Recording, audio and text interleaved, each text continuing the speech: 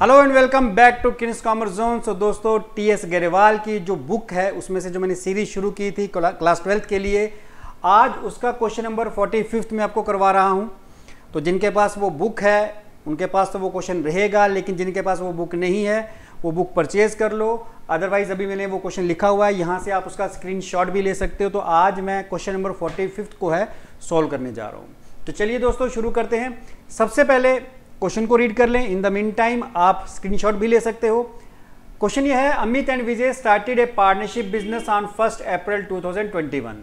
अमित और विजय ने एक पार्टनरशिप शुरू की 1 अप्रैल 2021 को। देयर कैपिटल कंट्रीब्यूशन वर, दोनों ने कितनी कैपिटल लगाई? अमित की कैपिटल 2 लाख है और विजय की कैपिटल है 1,50,000।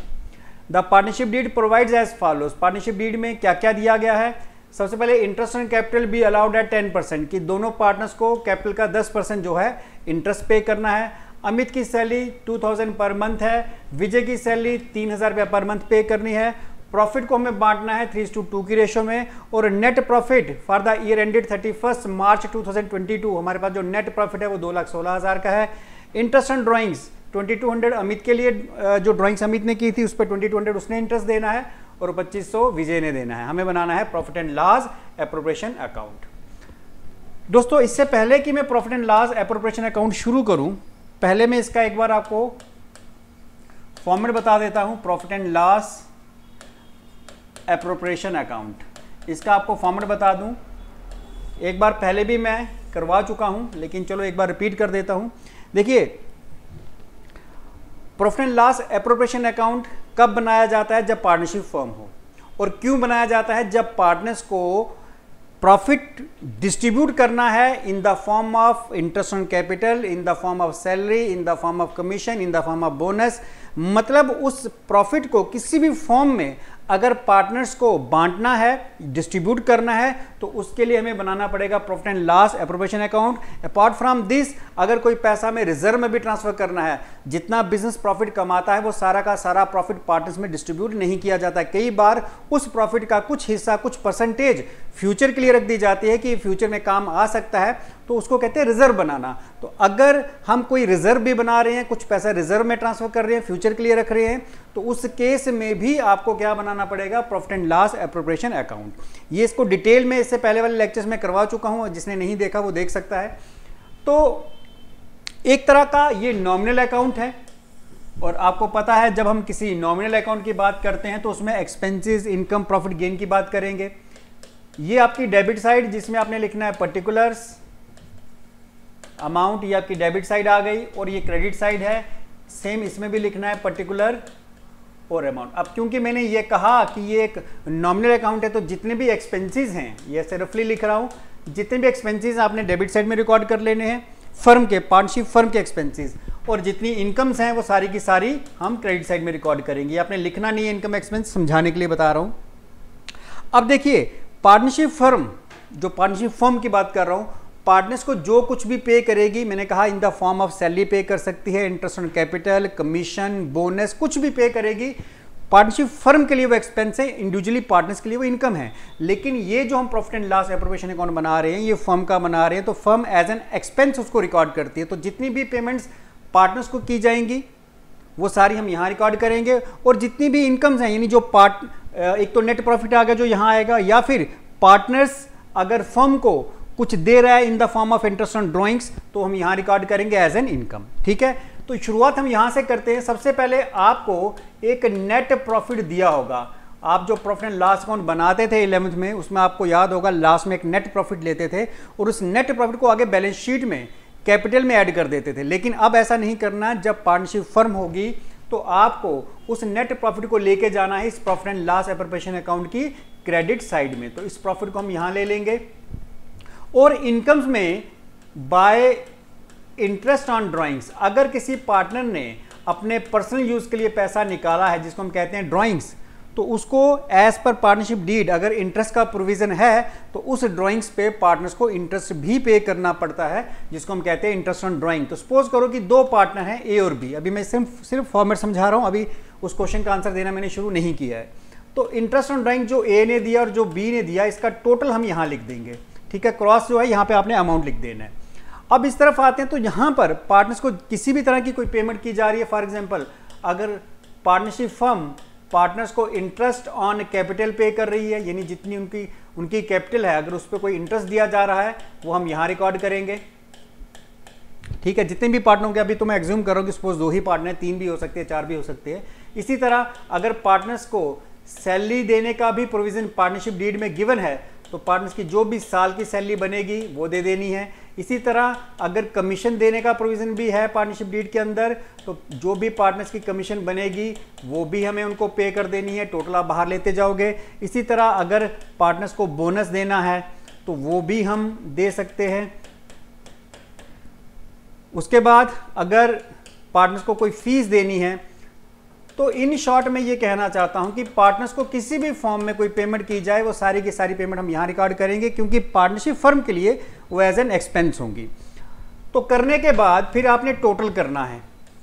अगर ये साइड बड़ी है, सपोज करो ये साइड आपका टोटल आ गया 2 लाख और यहां से यहां तक आपके टोटल खर्चे हो गए 1,50,000 की, आपने पार्टनर्स को पेमेंट कर दी, मैं अज्यूम कर रहा हूं इतनी पेमेंट कर दी, तो 2 लाख आपका जो प्रॉफिट था उसमें से 1,50,000 की आपने पेमेंट्स पार्टनर्स को कर दी। तो अब आपके पास जो प्रॉफिट बचा जो पार्टनर्स में डिस्ट्रीब्यूट होगा, जिसको कहते हैं डिविजिबल प्रॉफिट, वो कितना है? वो है सिर्फ 50,000। ठीक है, 2 लाख में से आपने 1,50,000 की पेमेंट कर दी, अब आपके पास 50,000 का प्रॉफिट है, इसको कहते हैं डिविजिबल प्रॉफिट। और ये प्रॉफिट फिर हम दोनों पार्टनर्स या जितने भी पार्टनर्स होंगे उनमें डिस्ट्रीब्यूट कर देंगे। किस रेशो में?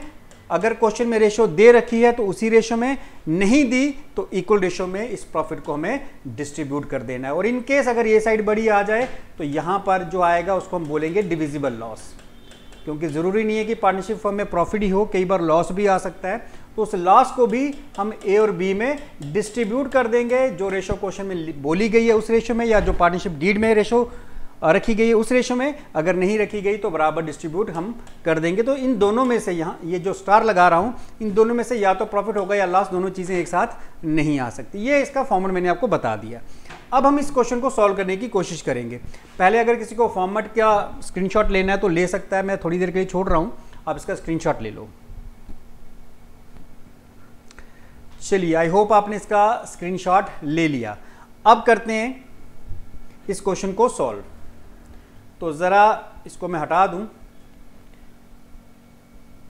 ये था हमारा क्वेश्चन, अमित और विजय 2 पार्टनर्स हैं। ठीक है, तो हमें बनाना था profit and loss appropriation account. ठीक है, तो ये तो पता ही है आपको, पर्टिकुलर अमाउंट। ठीक है, सबसे पहले यहां से शुरुआत करेंगे। इस तरफ मैंने कहा था क्या लेते हैं? Net profit brought down. तो अगर आप नेट प्रॉफिट की बात करो तो 2,16,000 है, आपको अभी मैं दिखा देता हूं। तो ये देखिए आपका प्रॉफिट जो है वो 2,16,000 का है। चलिए, और इस तरफ और क्या लिखते हैं? Interest on drawing. तो वो भी देख लो आप कि इंटरेस्ट ऑन ड्राइंग अमित का 2200 और विजय का 2500 है साल का। ठीक है, तो चलिए, तो यहां पर हम डाल देंगे साथ में इंटरेस्ट ऑन ड्राइंग।